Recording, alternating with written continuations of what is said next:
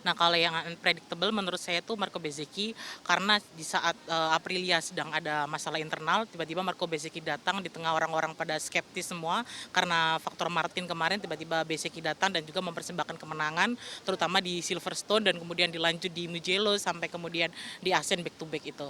Nah, yang predictable itu kembalinya Marc Marquez karena semua orang sudah memprediksinya di mana Marquez itu pasti akan berjaya dengan motor Factoria, itu motor terbaru.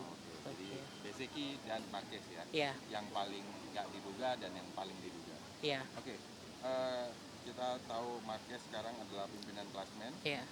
MotoGP, tapi juga banyak yang bilang Marquez semulus ini jaraknya lebih dari 100 poin sama Pecco itu karena bantuan dari Alex. Iya. Motornya yang juga lumayan kenceng dan punya potensi, tapi nggak dianggap nggak pernah bener-bener pengen lewatin Mark. Bahkan ada yang bilang Alex itu lagi ngawal Mark untuk bisa jadi juara dunia. Kalau menurut Ika gimana dengan anggapan seperti itu? Menurut saya itu anggapan yang pasti akan ada di spekulasi-spekulasi yang pasti akan ada karena dulu sewaktu masih Ducati Cup gitu istilahnya, Bezzecchi yang dianggap wah Bezzecchi tidak bisa menyalip Pecco karena dia mengawal Pecco, atau Enea Bastianini ini dianggap wah Enea ini memang mengawal Pecco bukan mau bertaruh dengan Pecco, sama kejadiannya dengan Alex. Tapi di sini kita bicara Mark gitu. Yang paling membebani Mark adalah faktor cederanya. Nah, apalagi kalau kita bicara Sachsenring, Mark ini sudah menang dari 2013 sampai 2021. Nah, dia tidak menang 3 kali karena mungkin faktor cedera.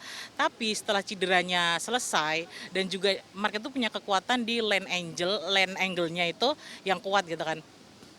Jadi menurut saya dengan karakteristik Sachsenring yang anti clockwise ini, saya rasa itu memang makanannya Mark sehari-hari. Apalagi Sachsenring sangat menuntut corner speed, yang mana itu sudah dibuktikan Mark selama MotoGP 2025 ini, dia bisa melakukan itu dengan baik dan adaptasinya dengan Ducati ini termasuk sangat cepat gitu. Oke, ini Iya, sebenarnya satu pertanyaan untuk dua iya, sorry dua jawaban untuk satu pertanyaan sebenarnya. iya, Jadi ya oke, yang pertama tadi wajar ada orang yang bilang Mark lagi dikawal Pecco, Mark lagi dikawal Alex.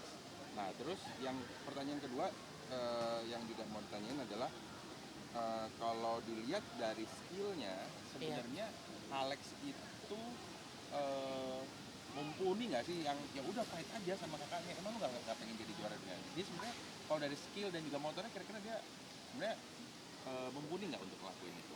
Banyak PR menurut saya untuk Alex gitu kan. Nah, kalau Mark itu dari segala kemampuan skill kita sudah nggak perlu lagi bertanya gitu kan. Tapi untuk Alex, kalau dia gerasa gerusu atau dia tanpa pertimbangan dia melakukan manuver atau dia melakukan attacking dengan Marc Marquez, saya rasa itu juga seperti bunuh diri gitu. Mungkin Alex bisa melakukan apa yang dilakukan Pecco, seperti dia mencoba memberikan perlawanan di lap-lap awal gitu. Tapi setelah itu kita bicara tentang manajemen ban, kemudian kita bicara tentang defense, kita bicara tentang attacking juga, dan itu nggak mudah dilakukan untuk melawan seorang Marquez gitu. Jadi menurut saya apa yang dilakukan Alex itu ada dua, dia mencari aman juga karena ini satu-satunya peluang Alex untuk bisa di top 3. Sewaktu dia naik di MotoGP dia belum pernah ada di top 3 apalagi di runner up gitu. Nah, kalau Alex mau bermain cerdas, runner up itu sudah sangat bagus untuk karir dia. Ini adalah puncak karir dia.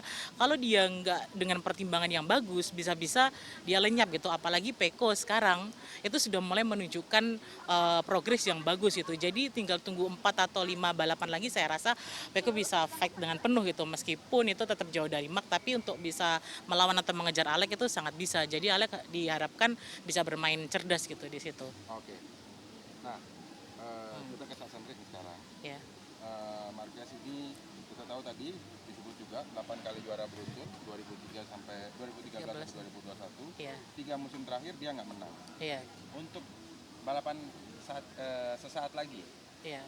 di Sachsenring seperti apa dia? Ya, faktor yang utama kenapa Mark tidak lagi menang itu adalah faktor cedera. Sedangkan saat ini cederanya Mark itu sudah berangsur pulih dan proses adaptasinya itu juga sudah berjalan dengan sangat sempurna ya. Jadi menurut saya ke Sachsenring yang itu karakterisnya sangat Mark banget, anti clockwise, juga sangat menuntut lane angel. Kalau kita lihat nih di seluruh rider di grid yang punya lane angel yang sangat ekstrim itu hanya dua, Martin dan Marc Marquez. Nah, dua orang ini punya tipe yang eksplosif sekali di Sachsenring. Tapi karena Martin dengan berbagai macam masalahnya, saya rasa ya kemungkinan Mark untuk bisa fight mati-matian di sini sangat terbuka lebar dan peluang dia untuk bisa menang ya sangat terbuka lebar lagi gitu. Oke. Iya. Nggak ada musuhnya lah ya di Sachsenring ya. Ya, mungkin kalau Peko lagi di kondisi prima, dia bisa menjadi ancaman gitu. Oke. Tanpa Martin, Iya. Aprilia lewat Bezeki itu bisa unjuk gigi. Terbukti ya. Iya. Nah, kalau ya ini boleh pakai perspektif diri sendiri. Kira-kira Iya. tuh Martin nyesel nggak sih ngeliat, wah ternyata sebenarnya Aprilia lumayan juga ya. Ya. Harusnya sih menyesal gitu. Karena yang kita tahu sekarang siapa lagi pemenang di sepanjang race kalau bukan Marco Bezzecchi dengan Johan Zarco gitu kan. Harusnya kalau Martin bisa sedikit bersabar, dia bisa loh menjadi salah satu nama-nama yang menang selain yang dari Ducati. Kita cuma punya dua pemenang selain rider Ducati yaitu Johan Zarco dan Marco Bezzecchi. Nah, kalau Martin mau sedikit bersabar lagi dan sedikit down to earth gitu kan ya, dia mungkin bisa namanya sejajar di situ gitu. Apalagi Aprilia juga menunjukkan progres yang lumayan dengan Marco Bezzecchi gitu. Gitu. Berarti satu atau dua kata untuk Martin apa? Boleh.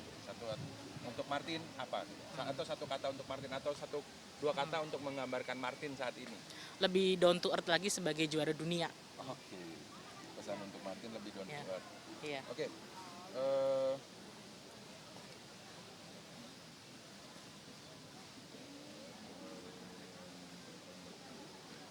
oke. Ini tentang Fabio satu. Apa yang bisa bikin Quartararo bisa dapat podium lagi? Yang pertama itu manajemen bannya. Nah, Yamaha itu dari dulu selalu bermasalah dengan grip ban belakang terutama. Nah, Fabio kalau kita bicara flying lap atau kita bicara lap time, dia itu bagus apalagi saat kualifikasi gitu.